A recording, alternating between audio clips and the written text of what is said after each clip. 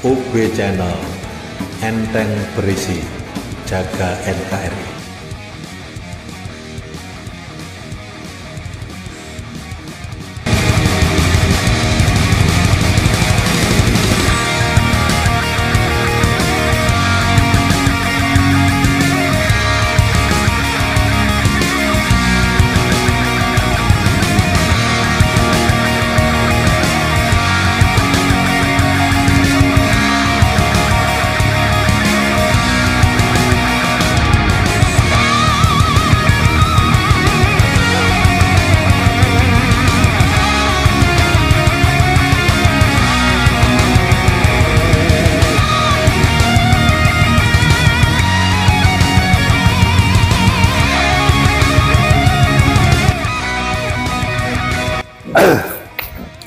Halo, jumpa lagi bersama Kungi di UB Channel.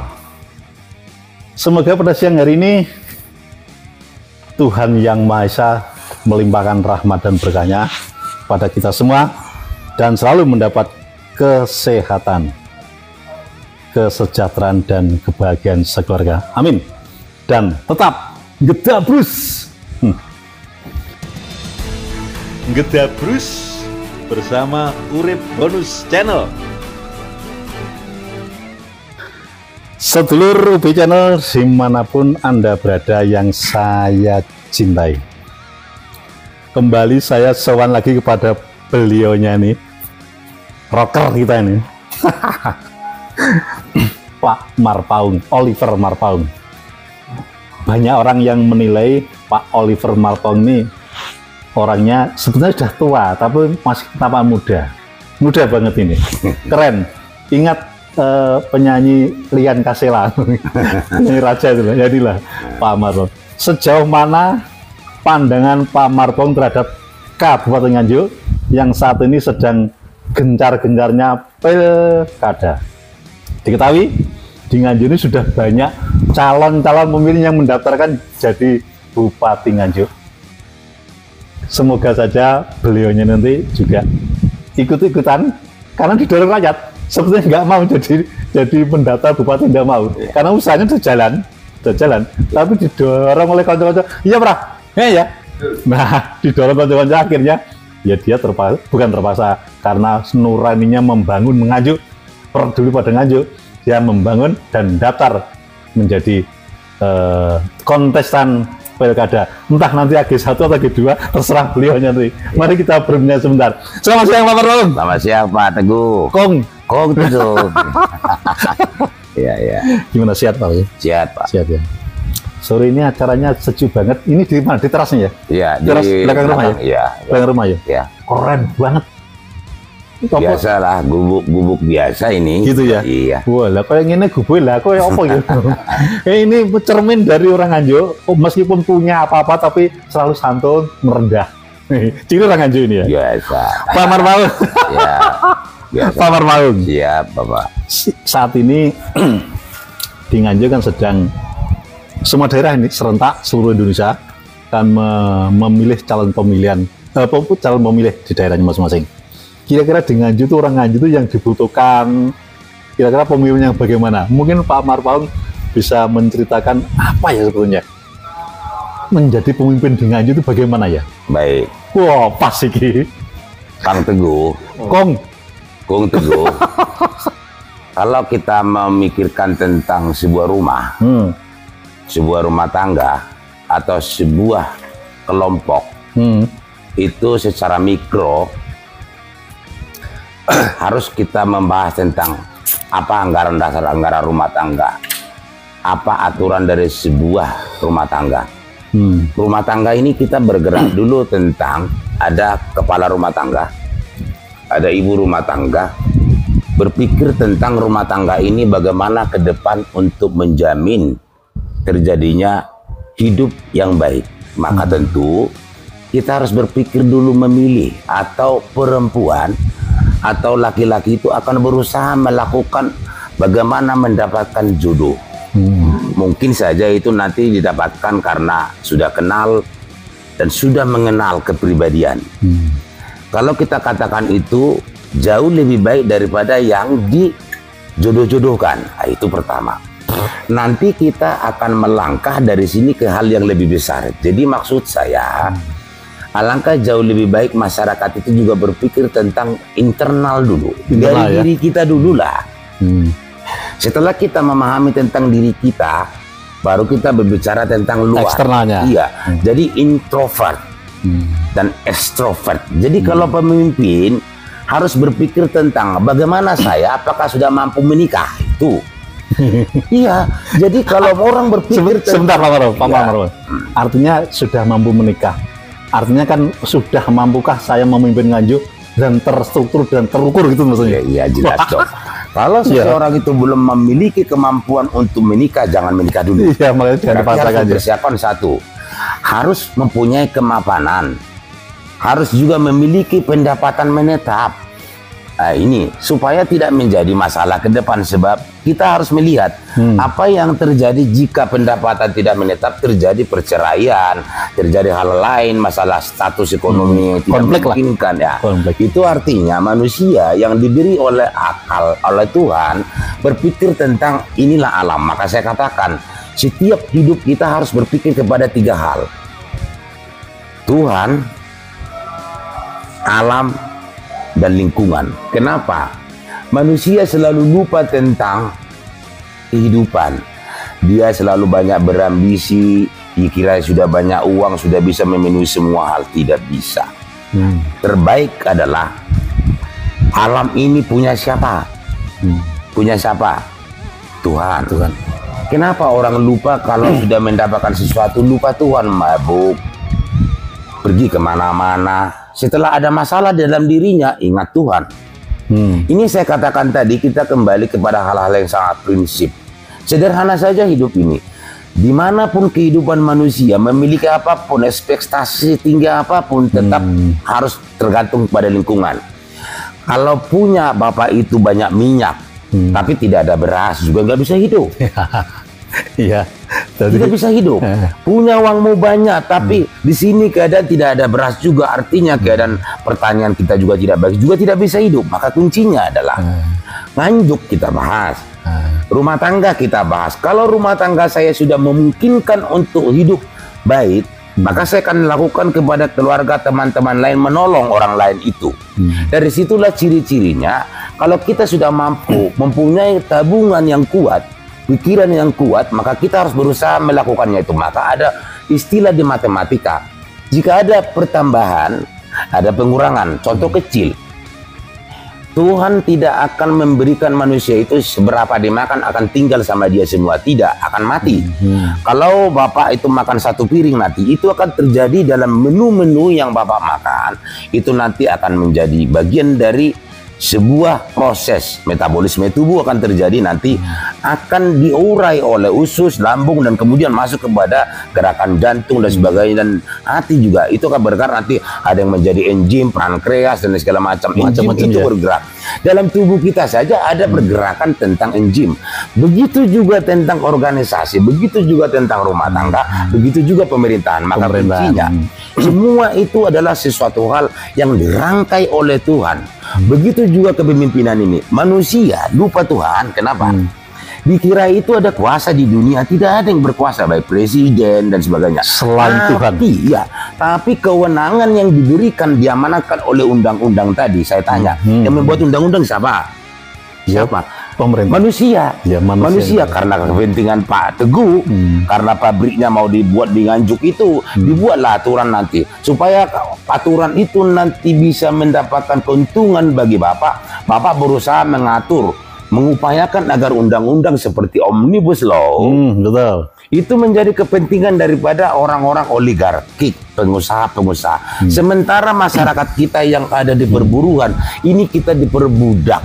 Maka saya katakan, karena tangan kita tidak sampai ke Jakarta saat ini, mari kita urusi rumah tangga kita Nganjuk ini. Nganjuk dulu ya. Yang dibutuhkan Nganjuk sekarang adalah, itu maksud saya, jangan sampai orang itu takut berbuat. Orang sekarang takut berbuat, nanti kalah. Saya nggak pernah berpikir takut kalah atau menang. Yang niatnya nggak pernah. Mulai saya ada di Nganjuk, saya datang ke sini memperoleh suara yang begitu lumayan bagus.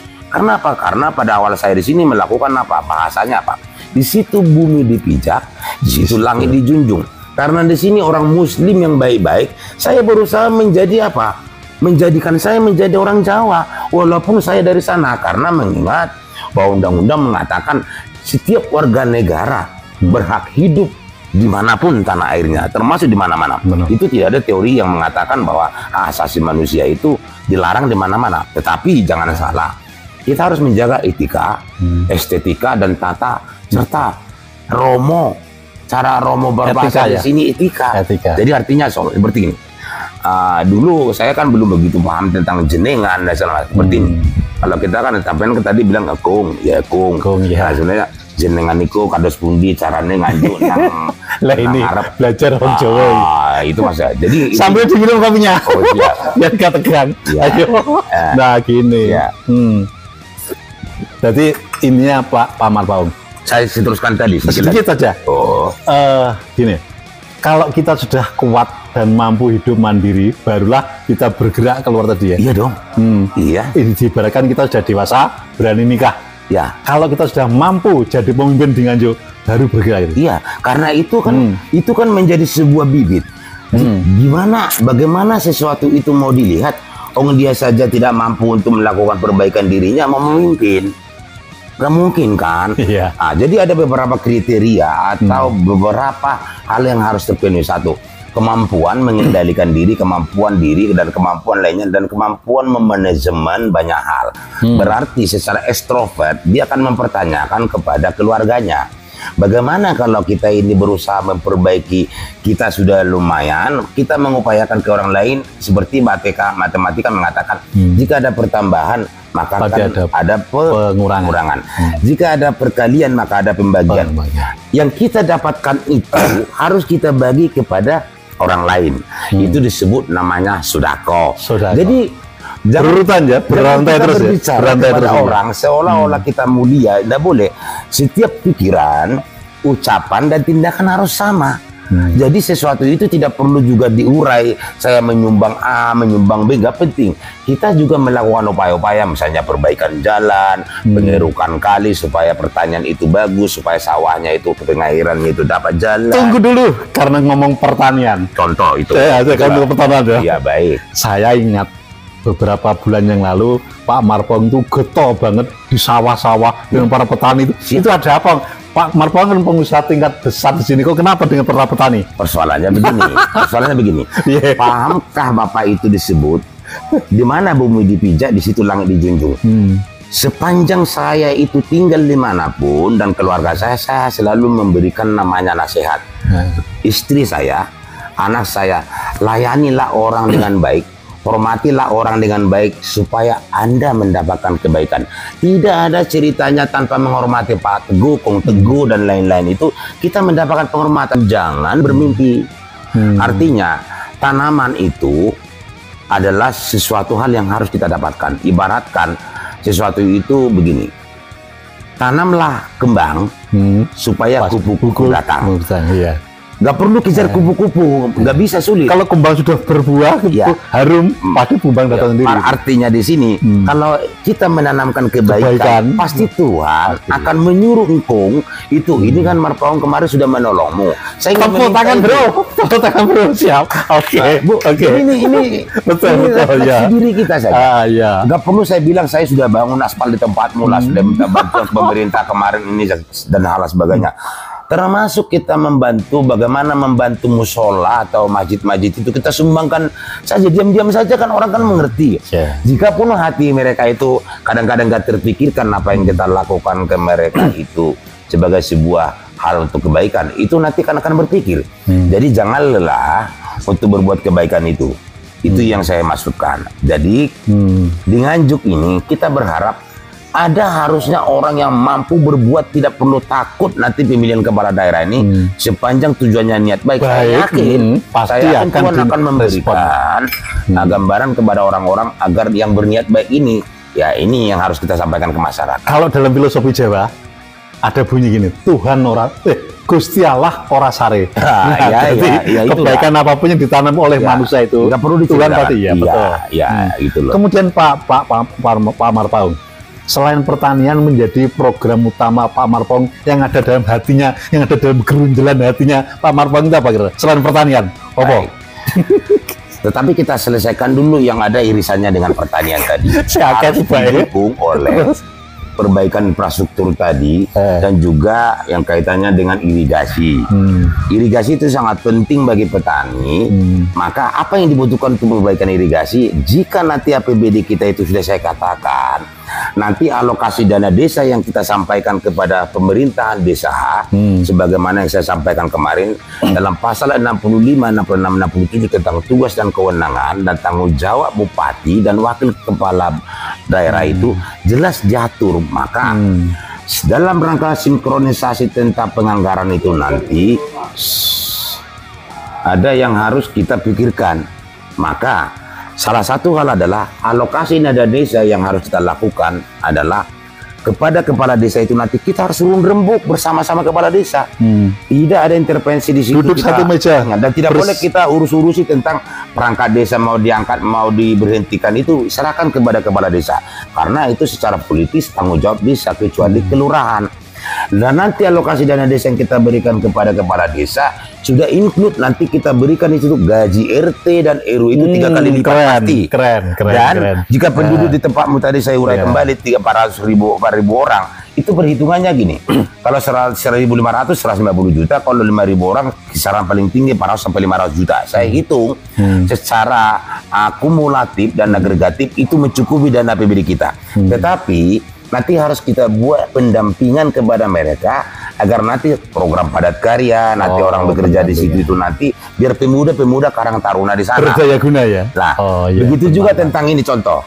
Ada di sini perguruan ya, Saterate dan Pagar Nusa. Kita akan upayakan ke depan Pagar Nusa dan Saterate itu kita berikan nanti Pam Swakarsa. Kita bantu mereka dari misalnya gelanggang olahraga, kegiatan-kegiatan untuk olahraga. Kalau mereka misalnya ada bepergian untuk misalnya tingkat KONI, PON dan sebagainya, kita harus bantu menganggarannya. Saya pastikan akan kita bantu anggaran untuk membantu mereka supaya mereka nanti tidak lagi ada hal-hal yang dianggap masyarakat selama ini kan selalu ada perselisihan. Sebenarnya ini tidak begitu. Saya rata sama Pagar Nusa itu tidak demikian. Nanti yang penting pemerintah harus ikut berperan serta membantu apa saja kegiatan mereka, dan kita gunakan nanti di masyarakat itu membantu di Kamtibmas dan Gakum membantu kepolisian. Maka Porpimda pun dan Porpimcam nanti di tingkat pemerintahan gunakan ya. Kita bantu tambahan anggaran untuk penegakan hukum dan Kamtibmas. Dulur UB Channel yang tercinta, ternyata programnya pengusaha muda ini luar biasa. Dari mulai pertanian, irigasi, anggarannya sih ini sebetulnya bagian contoh kerja. Dia pertanian, irigasi, keamanan di tingkat desa. Wajib. Dan ada berarti antara Porpi semuanya. Aduh, luar biasa. Ini belum ada sebetulnya visi misi dari beberapa calon yang ada di Nganjuk ini yang berpeduli pada kepedulian RT RW ini. Belum ada loh. Luar biasa. Salut saya. Kita terus kan Pak Marpong, terus dalam rangka untuk meningkatkan namanya pendapatan asli daerah, kita hitung pendapatan asli daerah kita berbeda dengan Kutai Kartanegara. Di dalam ketentuan undang-undang dijamin bahwa pemerintah daerah di mana bupati dan wakil bupati yang memiliki konsep pembaikan, konsep otonomisasi sesuai dengan amanat undang-undang tentang pemerintahan daerah, beda lagi dengan tugas dan tanggung jawabnya. Di dalam ketentuan keputusan Kementerian Keuangan dan Kemendagri, saya masih ingat di DPR dan waktu di DPR RI, maka di dalam persoalan ini tidak ada masalahnya kita membuat dana pendampingan. Ibaratkan dulu seperti Rumah Sakit Kertosono itu, saya waktu di Ketua Komisi D, Ketua Komisi D, bagaimana supaya Rumah Sakit Kertosono itu ada. Saya berharap kepada Kepala Dinas kemarin sama ke Dinas Kesehatan akan melakukan perubahan manfaatan dari namanya terminal karena itu tidak produktif. Maka saya berpikir berbicara dengan Direktur Rumah Sakit, akhirnya kita putuskan di rapat komisi, kita bawa dalam rapat. Kemudian hasilnya kita mengukur perhitungan anggaran tidak cukup, maka kita buat pendanaan multi years, bisa berhasil. Lah, sekarang kita harus berpikir tentang apa saja program di Nganjuk termasuk yang kurang. LMDH termasuk ini iklim maju ini kan panas. LMDH itu harus kita perbaiki nanti, di mana kita membawa sebuah kebijakan pemerintah, entah itu nanti kesepakatan dengan DPR dan juga Perbub, itu nanti akan mengupayakan nanti dinas kehutanan termasuk perhutani kita lakukan kesepahaman tentang MOU bagaimana nanti masyarakat daerah perhutanan itu kita biayai pembantuan kepada mereka agar nanti tidak lagi menebangi pohon, tapi kita buat nanti seperti pohon sengon untuk dapat nanti menjadi sebuah pohon yang dapat multi kompleks ya, multi kompleks dari pertanian, dari kehutanan, dari bisa harus bisa gitu ya. Karena itu nanti bisa menjadi sebuah lahan yang produktif di luar daripada hutan lindung. Nah, setelah itu nanti petani yang ada di sana kita buat tanaman jagung dan busa misalnya seperti alpoka dan sebagainya ya untuk menjaga lingkungan sehingga mereka bisa hidup. Itu anggarannya bisa, sangat bisa. Setiap anggaran itu bisa semua kena, termasuk LSM. Kenapa tidak bisa? Karena tidak memperhitungkan azas manfaat. Jadi anggaran kita harus anggaran berkualitas. Tujuannya berkualitas, bukan hanya menganggarkan. Jadi setiap nanti proyek telah dikerjakan, jika itu pekerjaannya tidak cukup baik, itu harus dibuat pencatatan kepada rekanan yang tidak mengerjakan dengan baik, harus di blacklist. Harus di blacklist, karena itu menjadi sebuah nanti jadi tempat ATM uang bagi dia. Nggak boleh, karena Pak ini harus ada sistem merit point. Sistem merit point itu adalah memberikan penilaian, memberikan juga sebuah kenaikan penghargaan kepada misalnya satuan kinerja dari dinas. Jika orangnya baik, bekerja dengan baik, kita harus beri support anggaran dan sebagainya. Termasuk nanti dalam penyelenggaraan di desa. Untuk mendukung LMDH, maka perlu kita meningkatkan pariwisata. Sebab pariwisata itulah nanti caranya kita meminta bantuan kepada meluas kemana-mana. Nanti pariwisata itu akan kita upayakan kemudahan investor ke sini. Nanti Bupati akan kita ajak bicara dengan perangkat yang berkaitan agar nanti investor yang masuk ini kita akan bantu aksesnya. Namun harus mengikuti tata aturan. Termasuk juga nanti misalnya di Nganjuk, industri Nganjuk. Pemerintah daerah ke depan kita harapkan membeli tanah, bank tanah, supaya kita membuat nanti itu izin usaha bangunan usaha saja, tidak jadi memiliki tanah itu juga, supaya pemerintah memiliki kewenangan yang kuat, tidak diatur-atur oleh perusahaan. Bagaimana negara kita kok bisa negara kalah oleh pengusaha? Ini apa enggak salah kita ini? Karena uang. Jadi makanya saya bilang kita harus hentikan permainan politik di sini. Yang kita harapkan adalah agar rakyat ini bermartabat. Maka tujuannya adalah siapapun orang kalau setelah memimpin ternyata hasilnya nol, itu gagal. Gagal. Jadi saya ingin hasil dari sesuatu itu, entah kepala desa, entah itu RT RW, bermanfaat betul dari sebutannya. Kepala sekolah juga begitu, harus menjadi kepala sekolah yang betul. Bagus. Ya. Jadi nanti namanya pariwisata itu kita akan bangun perbaikan seperti Roro Kuning, Sawahan. Kita harus pindahkan nanti daerah-daerah tertentu, kata seperti namanya tempat-tempat sekarang ini bukannya memutus namanya di Guyangan contoh ya. Guyangan itu kita buatlah nanti kita pindah ke daerah-daerah Roro Kuning. Karena namanya status sosial manusia nggak bisa kita hentikan. Mungkin mereka ada di situ karena apa? Ekonomi yang kurang baik dan sebagainya. Hal manusia itu berbeda nasib, hargailah. Tapi kita harus ikut mendampingi mereka. Nanti kan kita pindah ke daerah yang lain, sehingga nanti di daerah namanya Guyangan itu akan ada nanti di situ upaya kita entah perdagangan daging yang sudah jadi potongan daging yang lebih baik, atau namanya farming smart. Farming smart artinya ada di situ nanti pemotongan hewan yang akan dijual ke daerah lain. Karena Nganjuk itu kan punya hewan yang banyak ya. Itu akan kita kelola sesuai dengan RT RW, RT RK, rencana tata ruang kota, tata ruang wilayah, yang mencerminkan nanti di situ juga ada tempat sampah terpadu. Nanti dinas lingkungan hidup akan menjadi suatu sektor yang kuat nanti penambahan anggaran di armada, dan juga gaji dari setiap nanti di lingkungan hidup harus naik. Harus ada ya. Termasuk operator alat berat. Minimal sesuai dengan UMK ya, UMR ya. Iya, termasuk alat berat operator itu kan ketika nanti misalnya di dinas PU menggunakan nanti alat berat untuk galian-galian sungai, harus kita tembang ke galian sungai itu, termasuk solarnya. Kenapa?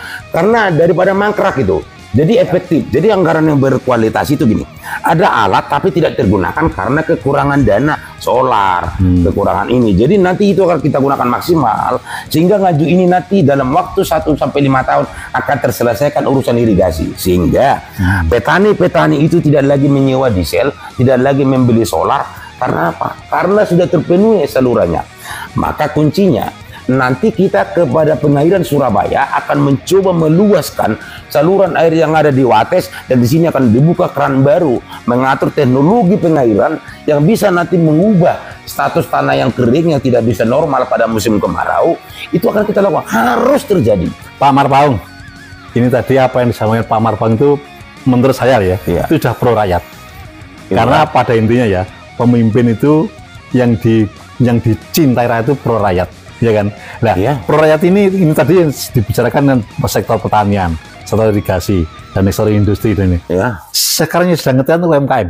UMKM? Iya. Ayo, sila. UMKM, berdasarkan ketentuan undang-undang Kementerian Tenaga Kerja, kita harus berpikir tentang satu, UMKM itu diteliti dulu. Nganjuk itu adalah wilayah strategis perusahaan-perusahaan mendapatkan lokasi. Karena satu, harga tanah murah, transportasi mudah, dan lain sebagainya. Buruhnya itu gajinya mudah. Saya nggak setuju. Saya tidak setuju kepentingan ini dibuat privatisasi oleh perusahaan. Terus solusinya gimana kalau nggak setuju? Solusinya kebijakan. Maka izinkan mereka sekarang demikian, tapi kita buat ke depan aturannya. Satu, kita akan mengundang namanya Dinas Tenaga Kerja Provinsi, Dewan Pengupahan, dan juga nanti DPR, dan kita melakukan upaya hearing dan rapat dengar pendapat. Kita analisa dulu, termasuk CSR mereka selama ini, cost social responsibility yang tidak mengalir dengan baik. Kemudian juga ada yang saya sampaikan, dana cukai bagi hasil tembakau juga harus jelas, dan lain sebagainya. Jadi banyak sekali anggaran ini yang tidak jelas. Bahkan ada barang-barang yang saya dengar-dengar, ada mikroskop yang tidak jelas dan sebagainya. Ada itu masalah jabatan-jabatan bupati sekarang, dan itu akan kami kejar. Terus gini Pasti akan kami kejar. Betul, saya yakin ini. Saya akan kejar. Kenapa? Saya nggak izinkan uang itu mengalir tidak jelas kepada orang-orang nggak jelas. Saya pastikan saya hadir untuk rakyat, dan saya tidak takut dengan hal-hal seperti itu. Yang saya takutkan jika rakyat ini selalu dilakukan dengan hal-hal demikian, rakyat kita sengsara betul. Maka pertarungan kita adalah pertarungan untuk perbaikan ke depan. Demi rakyat. Demi rakyat. Saya serahkan sama Tuhan, serahkan sama Tuhan, serahkan sama rakyat. Jadi saya minta, pokok gak cocok tabrak. Gak perlu bertengkar. Gak penting. Ada cara yang baik, ada cara yang humanis. Cara yang humanis, bukan mengerikan namanya sebuah. Ada cara yang namanya untuk mengilingkan, jangan kembali terulang kembali. Dan saya sampaikan juga, dalam rangka untuk kepemimpinan itu banyak hal yang harus dipikirkan. Harus kemampuannya memikirkan secara keseluruhan. Berarti harus mampu berpikir, berbuat, dan bertindak. Jadi yang saya katakan tadi, UMK tadi akan kita bahas juga. Tidak ada nanti persekongkolan antara Dinas Tenaga Kerja, ada permainan nanti seolah-olah nanti gaji itu sudah cukup. Tidak cukup. Harus ada lauk pauk kebutuhan hidup layak. Jadi DPR pun nanti kita sarankan agar mengerti tentang bagaimana tentang hidup layak. KHL itu sekarang dihilangkan, termasuk Omnibus Law. Jadi sesungguhnya kondisi makro Nganjuk itu sangat berat. Tapi saya yakinkan diri saya bahwa pengusaha-pengusaha akan ikut aturan pemerintah. Jangan saya mengikuti aturan pengusaha, saya salah. Harus menjadi sebuah kewajiban daripada setiap warga negara taat kepada undang-undang. Tetapi ketika undang-undang itu tadi tidak benar-benar melindungi rakyat, saya tidak setuju. Harus melindungi rakyat, jangan melindungi pengusaha. Ya, jadi di sini nanti rakyat akan kita kumpul, seberapa halnya yang harus diinginkan mereka harus kita hitung. Kebutuhan transport, kemudian ini dan seterusnya. Jadi manusia yang baik adalah memperhitungkan berapa biayanya, memperhitungkan biaya makannya, memperhitungkan berapa biaya kosnya, dan memperhitungkan lainnya. Ada nggak ditinggal uangnya? Tidak ada. Maka banyak orang yang tinggal pergi ke luar negeri. Pertanyaanku, di mana perlindungan rakyat itu oleh pemerintah? Sementara orang yang bekerja itu tidak ditanya, tidak ada evaluasi, hanya statistik. Statistik ini sebuah kebodohan. Manusia bukan berdasarkan statistik, itu semua angka-angka bohong. Saya sampaikan, baik pemerintahan sekarang pun saya tanggung jawab di sini. Statistik yang diberikan pemerintah itu adalah angka-angka tidak sesungguhnya. Sejak kapan pernah ada orang mendata pendapatanmu berapa, pengeluaranmu berapa? Itu semua angka-angka yang dimanipulatif. Sehingga angka itu seolah-olah benar. Apa nggak takut kita sama Tuhan? Baik. Kekayaanmu itu dari mana, Bapak? Orang kaya adalah orang yang berbuat dengan sungguh-sungguh, dengan bekerja, menghabiskan energinya, berpikir dengan baik, halal pencapaiannya. Maka bahasa halal itu kan otomatis dari pekerjaan yang tidak dilakukan dengan kejahatan. Jadi saya nggak perlu diajari tentang halal dan haram, nggak perlulah. Mari saya berpikir ini, kita itu berbicara tentang satu, bagaimana ngaju ini ke depan baik. Soal urusan lain-lain urusannya dengan Tuhan. Tindakan-tindakan saudara, tindakan saya adalah urusan dengan Tuhan. Yang saya harapkan adalah yang nyata ini Nganjuk harus diperbaiki. Ayo dong, siapa yang mampu, siapa teman kita yang mampu memperbaiki ini, kasihan rakyat itu semua seperti ini sekarang. Baik Pak Marpaung, kita sudah cukup waktunya, sudah 30 menit ini. Besok kalau kita konten lagi, saya satu pertanyaan saya, memperbaiki Nganjuk yang baik bagaimana? Tapi untuk yang ke depan tuh ya, yang ke depan. Kali ini kita cukup sama di sini, namun saya ulas sedikit. Tadi sebetulnya pertanyaan saya sedikit. Pertanyaan saya hanya, apa sih orang Nganjuk yang dibutuhkan? Tentu sudah dijawab, mulai dari pertanian, irigasi, pariwisata, industri, kemudian apalagi tuh, UMKM, apalagi itu? RT RW, jadi birokrasi tingkat desa maupun di tingkat daerah pasti dijawab semua oleh Pak Marpaung. Desa pasti. Nah, next kita akan membahas lagi apa yang disampaikan Pak Marpaung tentang Nganjuk. Sampai ketemu. Siap. Dan jangan lupa bahagia, masih bersama UB Channel.